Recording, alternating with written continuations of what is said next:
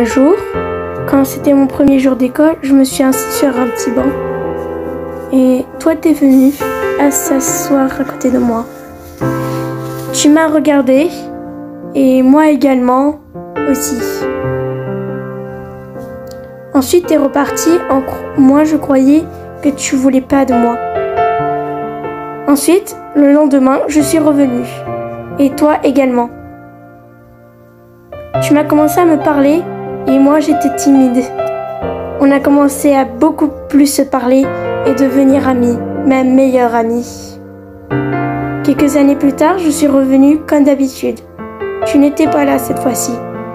Alors que d'habitude, tu venais tout le temps à l'école. Mais cette fois, tu n'étais pas là.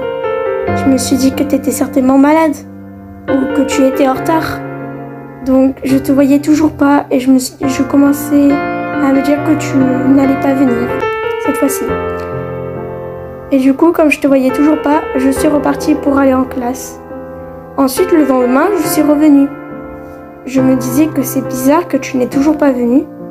Et là, je me suis dit que vaut pas la peine partir. Je suis revenue et là, tu n'étais toujours pas là. Un jour, je regardais le journal et là, je vois une fille qui est morte. Et là, je voyais que c'était toi. Je me suis évanouie et je me suis réveillée à l'hôpital. Je me dis, qu'est-ce que c'était ce carnage? Je voyais ma mère parler à l'infirmière et en train de pleurer.